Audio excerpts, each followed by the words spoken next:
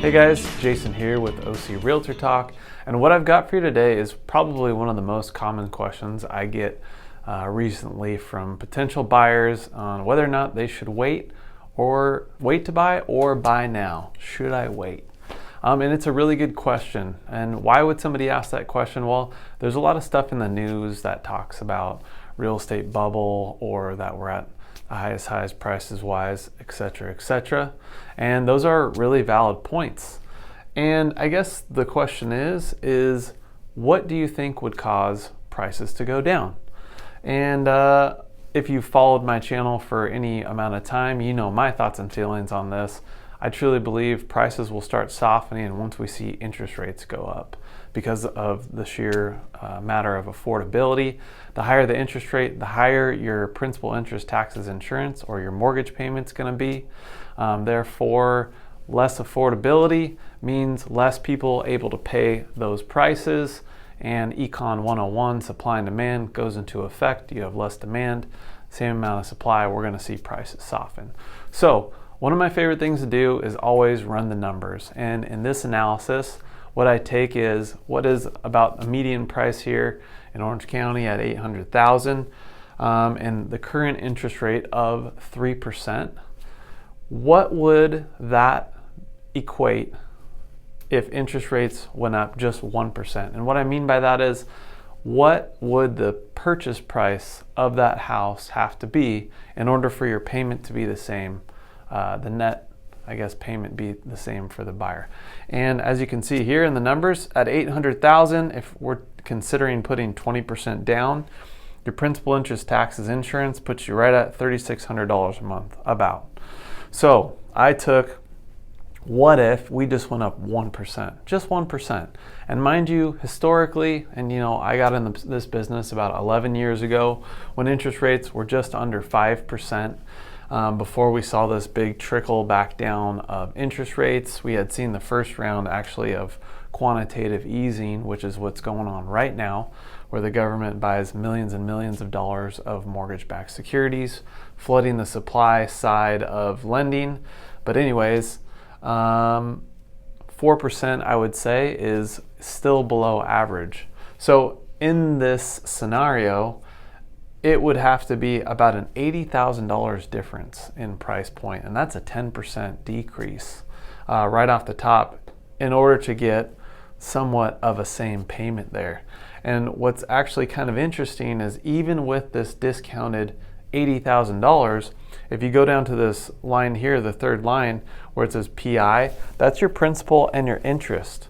So really, your principal and your interest is still higher at the lower price point at the higher interest rate than it is at the higher price point with the lower interest rate. So lots of things to consider. Everybody's going to have a different scenario of why they'd like to wait to buy. Here's a pretty good example of what it would look like if you waited. Say next year, crystal ball, they're projecting interest rates to be up in that 3.5% range. And then once the Fed fully tapers back on QE, it's going to be back to good old capitalism, supply and demand market. And we could see interest rates back in the 4% range, which is very, very likely in the future at some point. So question is, do you think that that interest rate rise is enough to affect prices as much as 10%? You got to always consider that real estate is a very finite resource, especially 20 miles within the coast, which is all of Orange County basically. There's no room to build new housing. So really what we're doing here is recycling existing inventory.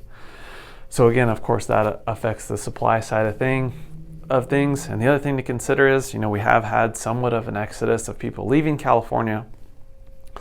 But man, we still are in the midst of a housing crisis, if you will.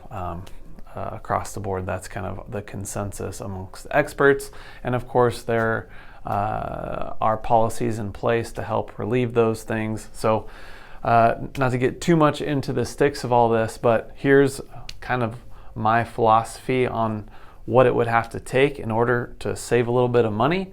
And you know, kind of up to you guys as to how you see your crystal ball and what you think. What's nice about this scenario over here, even though the price is higher, this payment is going to stay the same for the next 30 years.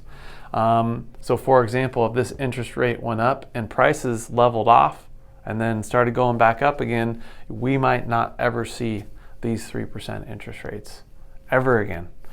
So yeah, if you guys have any questions with regards to how your real estate portfolio stacks up in this 2021 market, how you can potentially expand that, how you can re-leverage and leverage your portfolio now into increase your net wealth, feel free to reach out to us, social media, email, give us a call, or book a free consultation online at GaryandJason.com. Thanks for watching, guys. I'll catch you on the next one.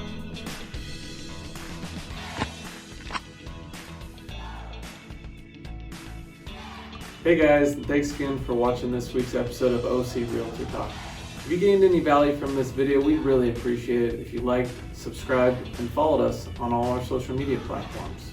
Yeah, what Jason and I believe is really, really important for you, whether you're buying a house or selling a house, is understanding the process and knowing exactly what you're getting into. So if you ever have any questions, just follow the links below and